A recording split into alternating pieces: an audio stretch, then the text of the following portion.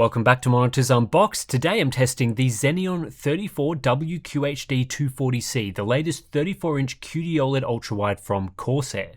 Like we saw from the Gigabyte MO34WQC2 a couple of months ago, the latest QD-OLED ultrawide panels feature a 240Hz refresh rate, and this Corsair variant is no different, bringing a nice refresh rate upgrade over first generation models. While this newer panel doesn't change other fundamental capabilities, it's still a pretty competitive offering in general. Now, the 34WQHD240-C is an expensive monitor, debuting at $1,200 US, which is a little higher than we've seen from some of the other variants. It's also a lot more expensive than the popular Dell Alienware AW3423DWF with its reduced 165Hz refresh rate, which is typically available for between $700 and $900 US. So this Corsair model would want to pack extremely good performance to justify that price tag. One way that this monitor stands out from the pack is its white and silver design, offering something a bit different to the usual all-black designs we see from other brands. Except for the panel area on the front, pretty much everywhere has been given light mode treatment, even a small rim around the edge of the panel that can be seen from the front. This kind of gives the Corsair model a two-tone look from the front, but on the rear it's a striking white design. Corsair's take on the central box design we see across OLED panels is a little bigger and chunkier than we usually see, but the essence is still there and the thin OLED panel still extends out at the edges. For a $1,200 monitor though, I wasn't overly impressed with the build quality. The plastic used throughout most of the build feels a bit cheap, and there's plenty of visible seams, not something we usually get on the best products. The wide stand legs are metal and look good, but personally I don't think it's as well made as the Alienware ultrawides that usually come in at a cheaper price point. The 34WQHD240-C does have a few things going for it. The ports are very easy to access on the back rather than being tucked away or hidden, but that could create a messier look behind your display depending on how you set things up. The power cord that goes into the bottom right corner, hard to neaten that up. There's also quite a bit of ergonomic adjustability, including a decent range of height and quite a lot of swivel. For ports, on the left we have one DisplayPort 1.4 with DSC and two HDMI 2.1 48GB per second ports, both capable of the full 240Hz refresh rate. There's also a USB-C input supporting DP alt mode and 65 watts of power delivery, plus a 4-port USB 3.1 5GB per second hub on the right, with an additional Type-C upstream port. Corsair have included a KVM switch here as well. The OSD is controlled through a directional toggle along the bottom edge of the monitor, but it doesn't include heaps of features. There's some color controls and a few gaming features like a crosshair and refresh overlay, but not much else. There's only a couple of OLED care features as well, just an orbit feature and brightness stabilizer, which isn't nearly as feature rich as we're seeing from other OLED gaming monitors at the moment. I don't know whether that will have an actual impact on OLED lifespan. Corsair offer an industry standard 3-year burn-in warranty, but it's one area you get less customization than its competitors. While this 240Hz panel is newer than first generation QD-OLED ultrawides, the subpixel structure and panel composition remains unchanged. The text clarity offered here is generally better than similar WOLED ultrawides like the Asus PG34W CDM. There is some pink-green fringing along the upper and lower edges of text, so text clarity is not as good as a similar resolution LCD, but it's usable, and we've heard from many of you that don't even notice this artifact. The screen composition still reflects ambient light in brighter usage environments, raising apparent black levels when light sources are in front of the display. This hurts the richness of OLED blacks in some scenarios relative to WOLED panels that are typically capable of deeper blacks in bright rooms. To me, this is one of the biggest flaws with QD-OLED panels and hurts the experience when using the display with lights on or windows open. However, the issue can be mitigated by ensuring light sources are behind the display and there's little to no impact in dark rooms. Aside from ambient light reflectivity, this Corsair model is a glossy screen, like most other QD-OLEDs, so there are also some mirror-like reflections in brighter rooms. I find this aspect to reflection handling to be quite good as far as glossy screens go, and the lack of matte coating grain will please the clarity and vibrance purists. OLED monitors remain a risk of permanent burn-in when used to display static content for long periods of time. This makes OLED a less than ideal choice for desktop app usage and productivity work, though occasional usage in these ways is fine and unlikely to cause burn-in. Our burn-in tests are still ongoing if you want to check them out on the channel. Response time performance is excellent on this QD-OLED monitor, as it is for other OLED displays that we've tested so far. OLED offers lightning fast response times around the 0.3 millisecond mark at its maximum 240Hz refresh rate, and that leads to fantastic motion clarity. OLEDs also maintain the same performance at all refresh rates, so even when testing at 120 or 60Hz, we see similar results in the 0.3 millisecond range. This is a nice benefit for variable refresh rate gamers that results in a single overdrive mode experience. In contrast, many LCDs typically perform worse at lower refresh rates relative to their maximum refresh. The major limiting factor to OLED motion performance right now is the refresh rate itself. As a sample and hold monitor, OLEDs do still have some blur in fast motion scenes, and the level of blur depends on the refresh rate. At 240Hz, clarity is very good, delivering a fast experience for competitive gamers. But when running the display closer to 60Hz, clarity is reduced simply because the refresh rate is reduced, even though response time performance is basically identical at 240 and 60Hz. And this also applies to comparisons between 240 and 175 or 165Hz ultrawides. 240Hz models are clearer when run at 240Hz because the refresh rate is higher, even though response times are similar.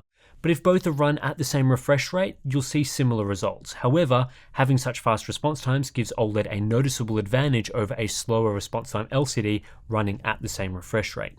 There is effectively no difference in response time performance between this QD-OLED and other OLED monitors, including WOLED variants. This means motion clarity is identical when the refresh rate is the same. However, OLEDs are much faster than even the fastest LCDs I've tested, and this is true whether we look at the best performance or average performance across the refresh rate range. Not only are OLEDs fast, they also have no overshoot artifacts, which can be an issue with some LCD models. When viewing cumulative deviation results, we can see that OLEDs get much closer to ideal response time behavior, and in most cases offer performance an order of magnitude better in this metric than LCDs. In practice, this leads to around a 1.5 times advantage in clarity at a given refresh rate. So 240Hz QD-OLEDs like the 34WQHD240-C offer a similar experience to 360Hz LCDs. The only displays with clearly superior clarity are LCDs that offer elite backlight strobing, a feature that comes with its own set of limitations like incompatibility with variable refresh rates, and usually this is not available in an ultra-wide format. Input latency is excellent, offering a sub 0.5 millisecond processing delay in both the SDR and HDR modes. Combined with fast response times and a high refresh rate, this OLED feels very snappy to use and is well suited to a wide variety of games. With that said, most other QD-OLEDs also have low input lag, so the main difference between the various models is the refresh rate, which does impact latency. In terms of power consumption, there isn't much of a difference between the Corsair variant and other 34-inch QD-OLEDs. The Gigabyte equivalent uses slightly more power, but in general it's a negligible difference. WOLEDs do have an efficiency advantage when comparing full white power consumption due to their additional white subpixel, so the PG34W CDM ends up consuming around 20 watts less in this test. However, across a wide range of content, we typically see the QD-OLED and WOLED models trade blows in power. All QD-OLED models that we've tested so far offer a very similar color space. In the case of the 34WQHD240-C, we're looking at 99.5% DCI-P3 coverage, as well as 98% Adobe RGB coverage, strong results for viewing HDR content or working in those color spaces. In total, I saw 82.8% coverage of Rec 2020, which, as you can see from the chart, is basically the same as other QD-OLEDs that I've tested, and a higher color gamut than competing WOLEDs. For SDR color accuracy out of the box, this Corsair monitor is average, while white balance was generally fine. The gamma curve is a bit wonky, leading to average delta E's. There's also the usual issue of oversaturation, as the gamut is left unclamped by default. So when you compare this to other monitors across both grayscale and color checker, the results are average to unimpressive. Now, Corsair do offer an sRGB mode, but it locks you out of some settings. One of the most painful setting locks is sharpness, which for some reason is locked to a value of 0, which makes the screen look quite blurry relative to a normal value of 5. I have no idea why this setting has been locked, because it makes the sRGB mode unusable with how it reduces the clarity of the image. If this setting wasn't locked, the performance on offer is actually very reasonable, with delta E ITP averages below 5.0 across the board. This would be a decent competitive level of performance, matching up reasonably well with other monitors, but I just can't recommend using it with the sharpness setting locked. Calibration, of course, can be improved through CalMan with great results, as this is a wide gamut monitor with great coverage of DCI-P3 and Adobe RGB. This is the best way to get a more accurate sRGB experience, but ideally this would be achievable in hardware. Maximum brightness in the SDR mode is practically identical to the other QD-OLED monitors I've tested. The Corsair model produces 253 nits full screen white, basically the same level of brightness as the Gigabyte model. This is below the level of most LCDs, but sufficient for typical indoor use cases. Corsair disables any automatic brightness limiter in the SDR mode, so there's no need for a uniform brightness setting, as brightness is always capped to around 250 nits. This prevents annoying brightness behavior where the monitor gets brighter as you resize apps, and I prefer it to work this way. Minimum brightness of just 14 nits also provides an excellent range for people that want to use it in a very dim room. I was very impressed with the viewing angles of this panel. They are very wide, which makes it easy to view the display even at quite extreme angles, though of course the curve needs to be factored in here as it does reduce the size of the sweet spot for viewing. Uniformity was also very good with my unit, nice and uniform viewing full white and no dirty screen effect when viewing dark greys. The Corsair 34WQHD240-C is well suited to HDR from a hardware perspective. OLED panels, including QD-OLED, directly emit light and have individual pixel control, which makes them ideal for displaying HDR content. This feature allows each pixel to independently vary from fully switching off to displaying bright highlights, giving us deep zero-level blacks and per-pixel local dimming. The level of control OLEDs provide minimizes blooming in high contrast scenarios and allows for clean distinction between bright and dark areas that are close together. Compared to LCDs with a multi-zone backlight, OLEDs have far fewer ugly illumination artifacts, which are most noticeable when displaying difficult scenarios like star fields or subtitles, and there are no zone transitions as bright objects move around the display. With per-pixel control as its main advantage, OLEDs are best at displaying high contrast scenes with rich shadow detail, which is a key aspect to a good HDR presentation.